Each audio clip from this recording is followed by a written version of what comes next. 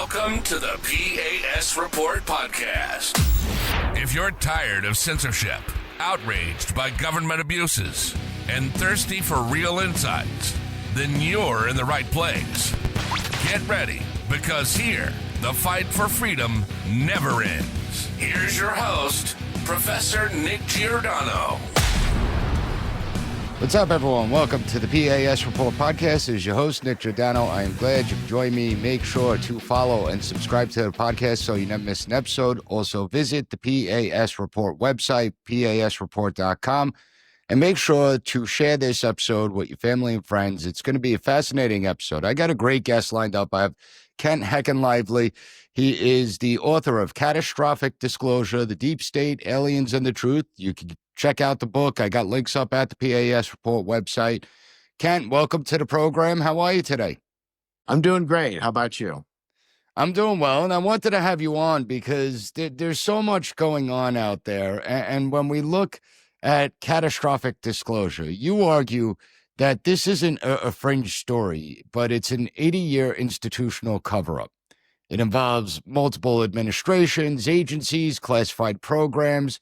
Can you explain to the audience as what the single strongest piece of evidence is that exists out there that makes it different from past UFO claims that we heard maybe 30, 40 years ago? Yeah, so I think I came to the story the same way that a lot of people have recently become interested in UFOs, and that is the series of congressional hearings in 2023 with David Grush, Ryan Graves, and David Fravor. And I've written about Congress before. This is my 20th book, and I've never taken a walk on the wild side and done anything like this. You know, I've never seen anything. I've never been abducted. I haven't been probed to my knowledge. But when those people appeared in front of Congress, I really kind of sat up and took notice, because I know that when you appear in front of Congress, you are thoroughly vetted. And the military and intelligence agencies had to give their okay for these people to testify. And if you watch that hearing, there was so much that was interesting. Now, I'm an attorney by training, and if I go into court and there's a witness, I have them raise their hand. They swear to tell the truth, the whole truth, and nothing but the truth. And what I observed during those hearings was very interesting. Many times, the questions that the congressmen asked them were answered with responses like, "I can't tell you in an open meeting. We'd need to be in a skiff for me to answer that." Or, "We'd need to be in a skiff, and the gatekeepers would need to okay me to tell you that information."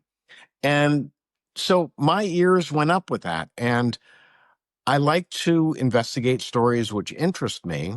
And I was fortunate enough to have a friend who is a UFO documentary filmmaker, Michael Mazzola. He's arguably the world's top UFO documentary filmmaker.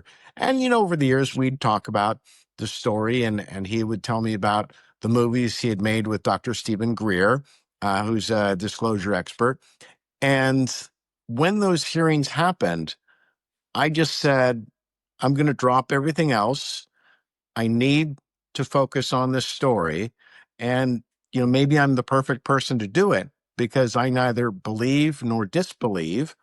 And I'm just curious. And I felt like there needed to be a book out there, a UFO book out there that people could trust. You know, I'm not telling you I'm in contact with aliens or anything like that. I'm just saying, let me look at the evidence. Let me talk to the people. Well, I have to ask you about that because, you know, you're talking about witnesses, and you go back 30, 40, 50 years ago, you know, you always had the kooks that would come out and everything. But now we're seeing high-profile people. We're seeing, you know, fighter pilots that are trained to know what they're looking at in the sky. We're talking about admirals on naval ships. We're talking about top scientists. So it's not like these are fringe people in our society. These are some of the best of the best. And when you hear them speaking, they have credibility that a lot of people wouldn't. So why should Americans take these people far more seriously than the past anecdotal claims that we used to hear back in the day. Well, I think the most dramatic recent piece of evidence that was put out was in the movie Age of Disclosure, which I really encourage everybody to watch. I think Dan Farah did a fabulous job. But they've got Marco Rubio, our current Secretary of State. And, I was just pounding my head against the wall listening to him because he says, look, I've been told by admirals and generals that there are these programs. I'm told that the presidents are kept out of the loop, and I can't tell you whether this is true or not. And I'm thinking to myself, well, the Secretary of State is arguably the second or third most powerful man in our country, and he can't get a damned answer to that question. And so I just find myself going like, look, sometimes these people that I interviewed, they sound kind of crazy when they talk about these deep programs that have been in existing for a long time. But then I'm going, well, hell, our Secretary of State is going, I can't get the answer to these questions. And so I say to myself, look, maybe I'm talking to the kooks, but when the regular people like the second or third most powerful man in the United States says, I can't get an answer, well, I think we got to keep digging. Well, not only keep digging, I mean, I find it extremely concerning as someone that teaches about American government, the checks and balances within the system. Obviously, Congress has the most checks because our founders wanted to entrust power with the many as opposed to the few. But now, this is a theme in your book. It's a theme in Age of Disclosure that Congress is cut out of the loop. Even elected officials, appointed officials, oversight bodies are being stonewalled. So who's the one that's exercising authority over these programs? And what does it say about the real balance of power in the American system? It's a great question. And so during the course of writing this book, I really struck up a very nice friendship with Congressman Eric Burleson, who is leading the charge on disclosure. And, he and I talk, and I'm like, Eric, what's going on? And he goes, look, I'm not a believer in UFOs, but I am a believer that they're lying to us. And the problem is that when these agencies don't respond to Congress, there are no penalties for them. And, Burleson told me so many stories about, look, Kent, they make me go into a skiff to give me information. All right. I can't bring my phone in there. I can't bring something to write with. I can't bring the staffer who knows more about this than I do. And then they make me sign all these things. They show me garbage, which shows up the next day in the Washington Post or New York Times. But because I've signed that document, I can't even talk about it. And I'm going, they are just screwing Congress like crazy. David Grush is a perfect example. So he goes and he gives that testimony, and then Congress is interested in him. And so they try to get the intelligence agencies and the military to approve talking to Grush in a skiff. And it takes them 14 months to get that approval. And Burleson finally has to say, look, I'm going to hire Grush as an employee on my staff on a temporary basis, kind of like they did with Elon Musk, just so I can actually talk to him about these things. And it is terrifying to me when you realize that the whistleblowers are trying to figure out what they can say and not get in trouble. And this is what I kept asking everybody, who I interviewed for the book, which is, are these whistleblowers really scared, in your opinion? And the unanimous answer that came back to me was, yes, they are. And, maybe it's my training as an attorney, but, I love government documents because actually, if you read them, they reveal a lot to you. Like, the short version of the report from Arrow in March of 2024 was, hey, the government's looked at aliens and UFOs a lot, and they never found anything, so no story here. Well, you go into it and you look at it and you go, oh, The government has investigated UFOs 25 different times. And, I've been married 31 years. And, if I learned that my wife had sent 25 detectives after me to see if I was having an affair, I would say she probably doesn't trust me. And, has the government investigated leprechauns 25 times? I don't think so. So, hey, do 2 or 3 investigations. If it comes up nothing, then you're done. You don't have to do any further investigation. The other thing that was wild to me about that, and I'm looking for things that insult my intelligence. That's my tell for lie. If you tell me something that's stupid, I'm sorry. I got other questions. So Well, we're talking about government here. yeah, So, but like, how stupid do they think I am and the public is? So, okay, so they've investigated UFOs 25 different times. Then they give 26 different explanations for reasons people may have reported UFOs. And I'm like, oh, okay, this is great. Number one, the atomic bomb. I'm going, I know I'm not a trained observer like a Navy fighter pilot, but I think I can distinguish a flying saucer from a nuclear mushroom cloud. Okay. And so then they start talking about other things like, oh, in the 50s, we were developing a saucer shaped flying car. It never got more than 3 feet off the ground, but maybe that's the reason. I'm going, oh, wait a minute. What the hell is that? And so, other things like, Gemini launches, Mercury launches, Apollo launches. And I'm going, this is garbage. And as far as the question about, are these whistleblowers really scared? Are they worried that they may be prosecuted for treason? Well, the report was just terrible because it says, we asked the agencies, did they have a UFO non-disclosure document? And they said no. But it is common practice that non-disclosure documents carry with it the threat of being charged with treason and death. I'm like, you just said, I don't think there's any alien UFO non-disclosure document. I don't think there's a title that's a government document that's titled that. But you sign a non-disclosure document, it carries with it the threat of imprisonment or death. well, and let's So be honest here. The United States government has all the resources at its disposal. Well, it could destroy people. We've seen it do it in the past. It's not something that's new. You have the intel apparatus, the law enforcement apparatus that they could destroy you financially. They could destroy your livelihood, your reputation.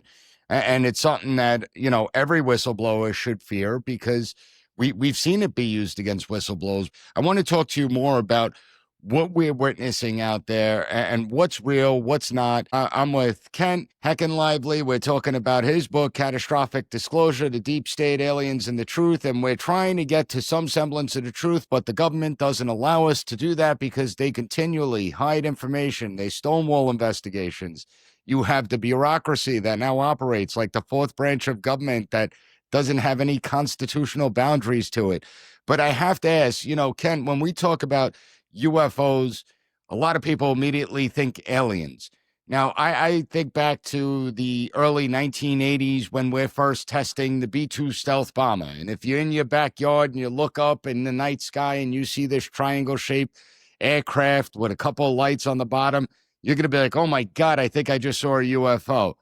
Is it possible? And people have seen the videos out there, right? It looks like everything defies the laws of physics. That's what whistleblowers have explained. Is it possible that we have a technology that we, the people, haven't been introduced to yet, but the military has this technology and it's actually us testing this aircraft, or it's another foreign government, potentially another foreign military testing these types of aircraft that we're seeing? 100% possibility. And in fact, some of the UFO people that I talked to said most of what is being seen in the skies today is our technology or the technology of foreign governments, which is spoofing UFOs.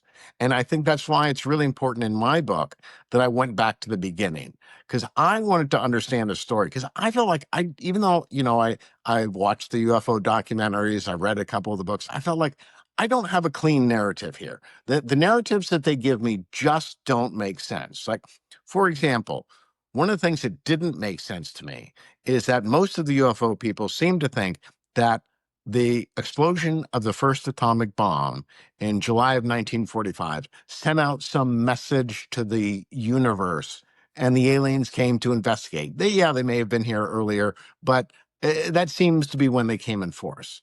And so that's July of 1945.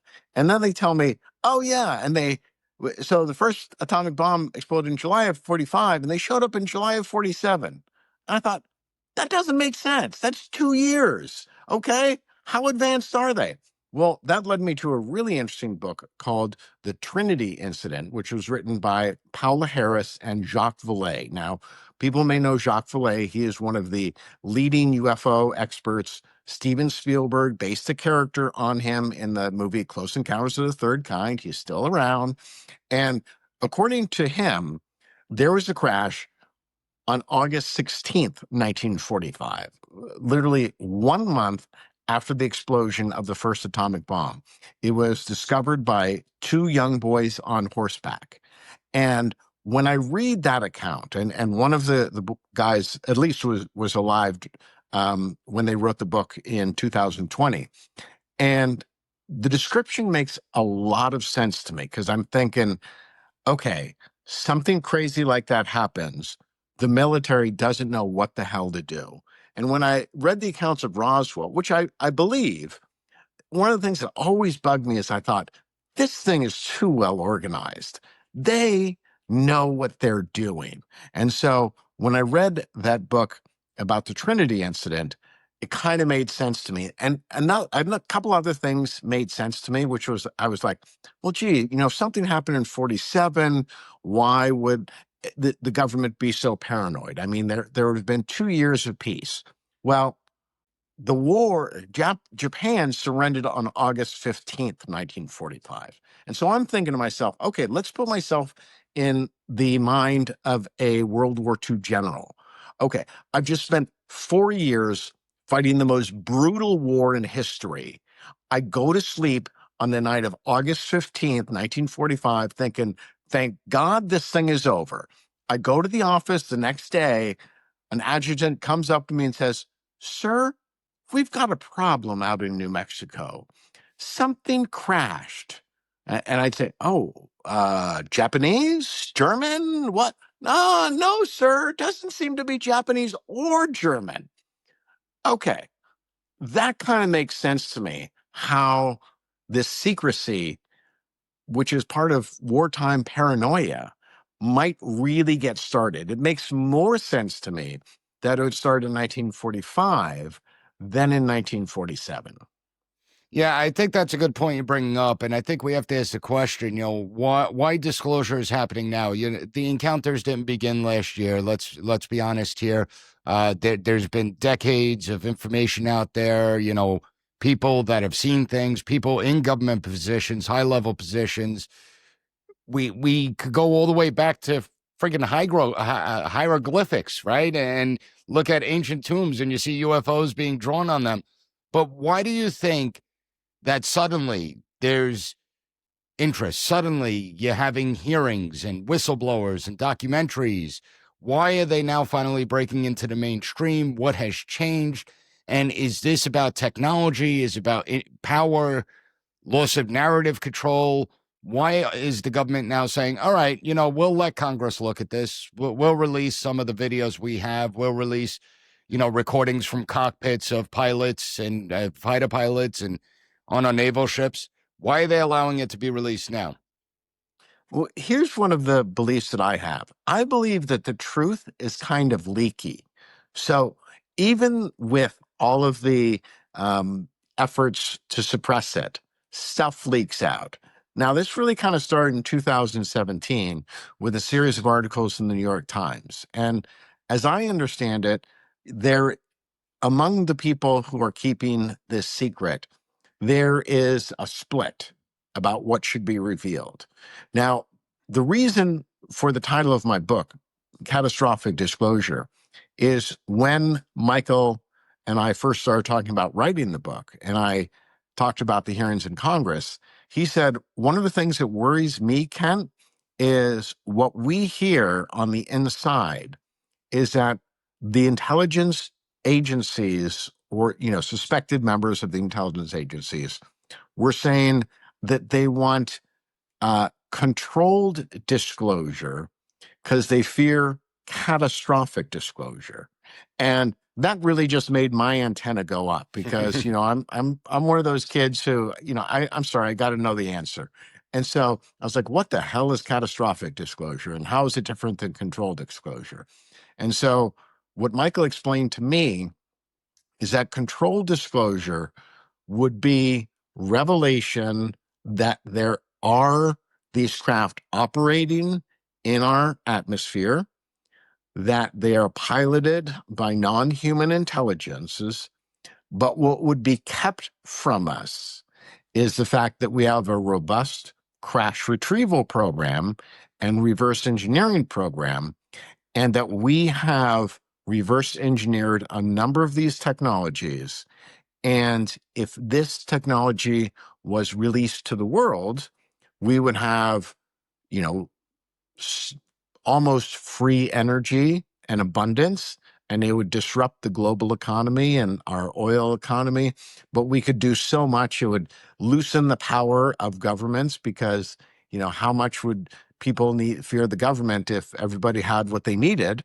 And, they were just living their best lives possible. Hey, if we had unlimited energy, wouldn't it be easy to desalinate seawater so that we wouldn't have to have droughts and we wouldn't have to degrade the environment? We would have the energy to clean up the environment. We could, grow so much food. And so I don't know if that's true, but it's really compelling. And so it's been interesting to me to watch what's gone on in Congress, because it seems like the disclosure efforts have hit something of a wall. And it seems like the intelligence agencies didn't really expect the citizens to get so interested and to ask so many questions. And it seems to me like they wanted to shut down. Maybe this control disclosure that they planned has become a bit uncontrolled. And I think they're trying to put the genie back in the bottle. Yeah, well, good luck to that, because I think that this is a story that really interests people. So, Ken, I have to ask, when we look at disclosure and how it occurs, Americans, I'm someone that's always skeptical of how information is released. I'm skeptical of information I get, and I'm always skeptical of government. I think it's part of our civic obligation to question government and be skeptical of government. And based on history, from intelligence failures to surveillance programs, I think that we have a right to be skeptical. They've proven that they can't be trusted. Do you think we'll ever get to the truth in our lifetimes? Do you think that we'll ever see genuine transparency? Or do you think that we're going to continue to see some of this managed version come out? We'll release some videos, but we're not going to tell you exactly what's going on. We're not going to tell you if this is our technology, if it's from outer space, whatever it is. We're not going to really let you know, nor are we going to let people, elected officials, know either. What do you think? I'm an optimist. So I'm old enough to remember the Soviet Union, and especially Eastern Germany, which supposedly had the greatest security state around, 16 million people. And, people were saying like 500,000 to 2 million of them were informers. And I remember watching the Berlin Wall fall. I remember East Germans breaking into Stasi headquarters.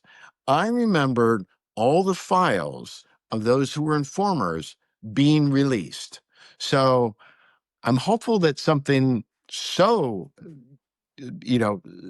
revolutionary doesn't happen. But in some sense, I'm kind of hoping that something similar happens here, because what happens when it's clear that you're being lied to? And I think that there are people on the inside who know stuff, and it may take a few brave individuals putting their lives on the line, but hey, that's the way it's always been throughout history. So why should this be any different? Well, you're more optimistic than I am, because I feel like there's no accountability, that the government can lie and lie and lie, and nothing ever happens to hold them accountable, especially when you have people in Congress that's not willing to hold them accountable. I mean, let's be honest here. You have members of Congress that have oversight over these agencies, the ones that are potentially covering up probably the biggest story of our lifetime if it turns out that these are crafts from another world with intelligent beings that are powering these crafts. And yet members of Congress who have the power of oversight haven't done anything to rein these agencies in, whether it's the Defense Intelligence Agency, the Defense Department itself, whether it's the CIA. Do you think that Congress needs to take a much tougher approach trying to get information? I do. And what I say is that there are a few brave members of Congress who are pushing really hard.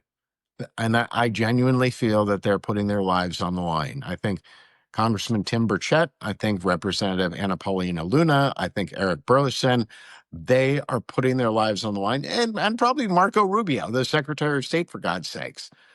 And these questions aren't going to stop.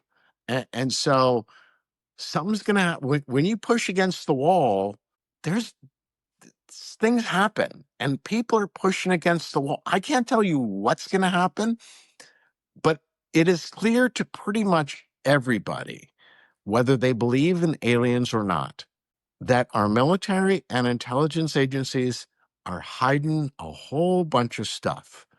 And, it's...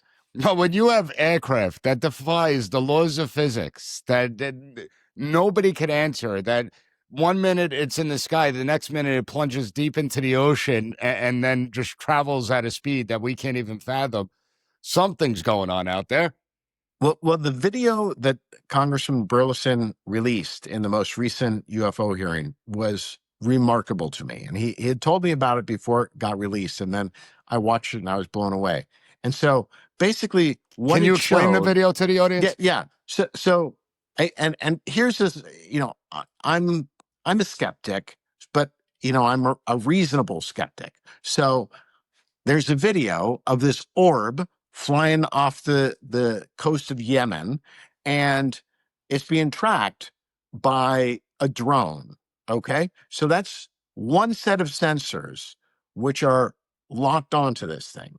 There's another, I think, a Reaper drone with a Hellfire missile. So you've got a second sensor system which is locked onto it.